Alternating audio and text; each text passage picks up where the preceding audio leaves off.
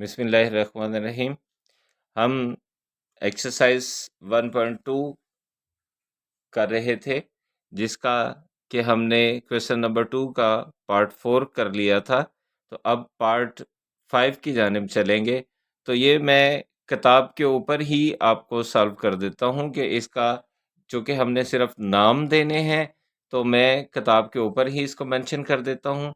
अब यहाँ पे देखें तो इसमें आपको 2 कॉलम्स नज़र आ रहे होंगे और 3 इसकी रोज़ नज़र आ रही होंगी। तो इसको हम रेक्टेंगुलर मैट्रिक्स कहेंगे। तो इसके साथ में मैंने आर लिख दिया है। तो उसके बाद क्वेश्चन नंबर 6 है, तो इसके अंदर सिर्फ एक ही रो है, तो हम इसको रो मैट्रिक्स कहेंगे। तो इसके साथ में मैं रो लिख रहा हूँ। ये पीछे वाला जो है उसके साथ मैंने रेक्ट लिख दिया है। उसके बाद क्वेश्चन नंबर 7 पे अगर जाएं, तो हम देखेंगे कि इसके अंदर सिर्फ एक ही कॉलम है, तो इसको हम कॉलम मैट्रिक्स कहेंगे। उसके बाद नंबर 8 है। नंबर 8 पे हम देख रहे हैं कि इसकी रोज और कॉलम की तादाद जो है वो इक्वल है, मतलब 3 रोज हैं और 3 ही कॉलम्स हैं। तो हम इसको कॉलम मैट्रिक्स स्क्वायर मैट्रिक्स कहेंगे। और उसके बाद जो नंबर 9 है, 9 के सारे 0 हैं एलिमेंट्स, तो उसको हम कहेंगे कि ये नल मैट्रिक्स है। उसके बाद हम नेक्स्ट क्वेश्चन की तरफ बढ़ते हैं। तो नेक्स्ट क्वेश्चन में हमें वो कहता है कि ये जो मैट्रिसेस हैं हमारे पास, इनमें से आपने फाइंड करना है कि इसके अंदर identify diagonal, scalar and unit identity matrix कौन कौन से हैं। तो हम इन में से जो है वो सारे निकालेंगे कि डायगोनल कौन कौन से हैं और इसके अंदर स्केलर कौन से हैं और आइडेंटिटी कौन से हैं। तो हम सबसे पहले इसके अंदर से जो उन्होंने दिया हुआ है डायगोनल, तो वो डायगोनल हम फाइंड आउट करते हैं।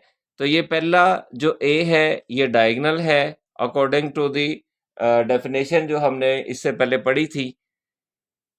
उसके बाद ये जो बी है ये भी डायगोनल है और उसके बाद जो सी है ये भी डायगोनल है।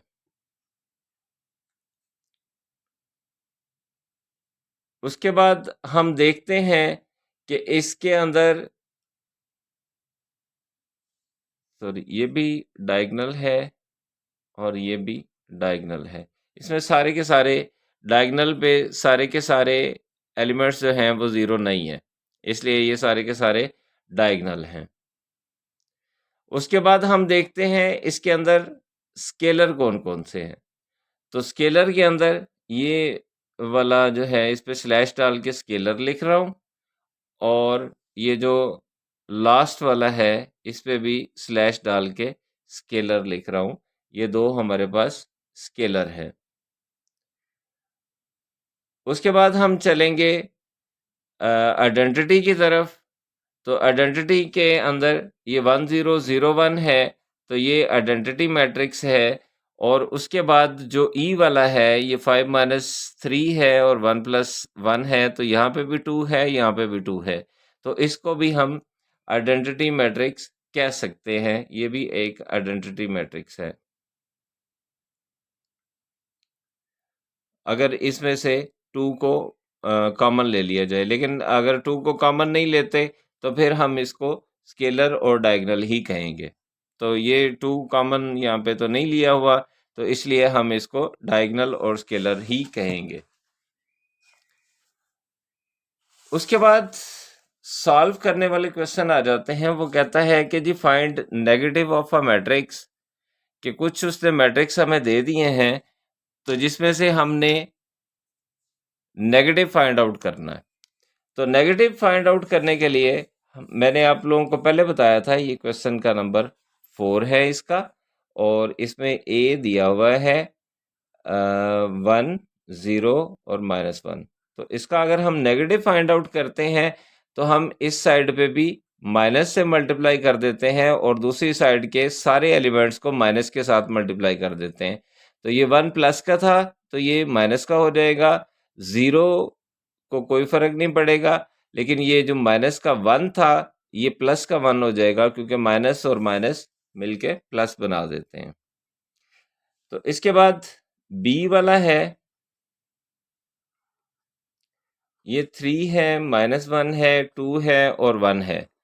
तो इसको जब हम सॉल्व करेंगे तो ये minus B is equal to हो जाएगा, और ये सारे के सारे जितने भी हमारे पास एलिमेंट्स हैं इनके साइन हम चेंज कर देंगे।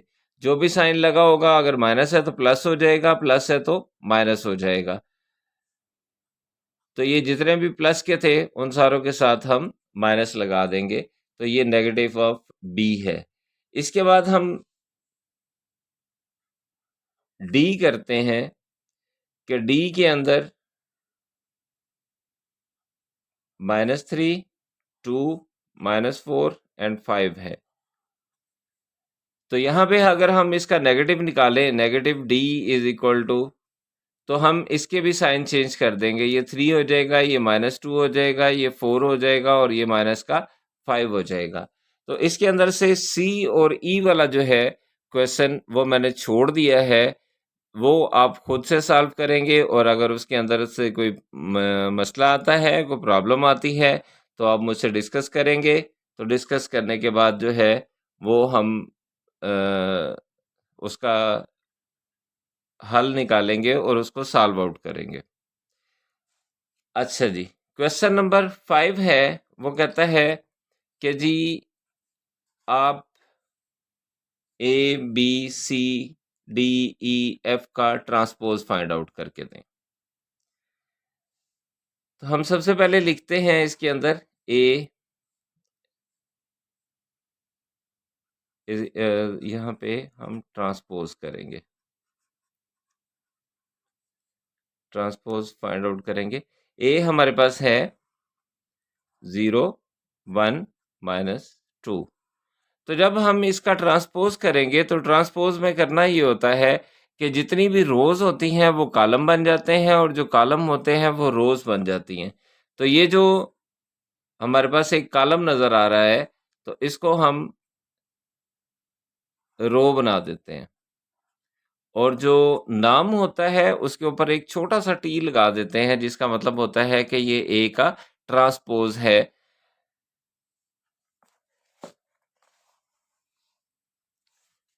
उसके बाद बी वाला है, जो बी वाला है उसमें एक ही रो नजर आ रही है, 5, 1 और -6। इसको हम कॉलम बना देंगे, तो ये इसका ट्रांसपोज हो जाएगा। मैं बी वाला छोड़ रहा हूं, बता मैंने दिया है कि इसको क्या करना है। तो अब सी वाला करने लगा हूं। सी इज इक्वल टू 1, 2, 2, -1 और 3 एंड 0।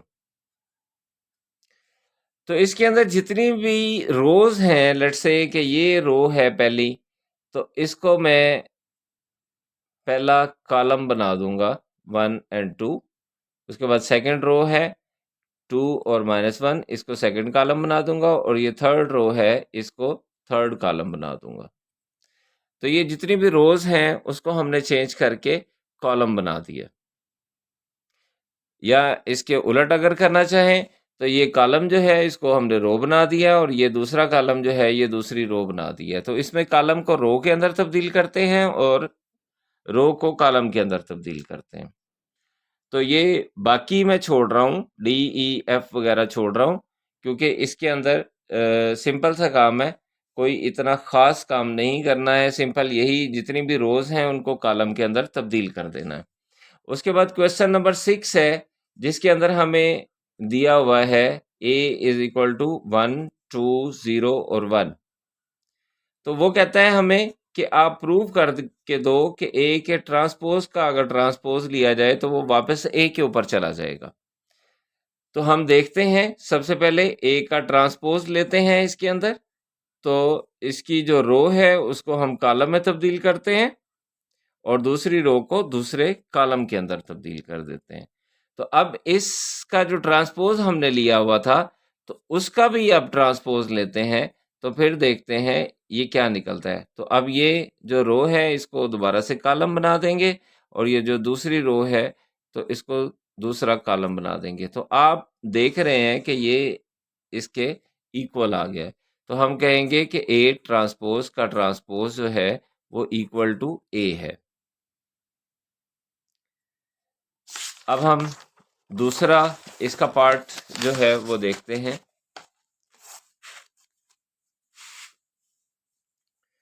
तो उसमें है कि b इज इक्वल टू 1 1 2 0 है। तो जब हम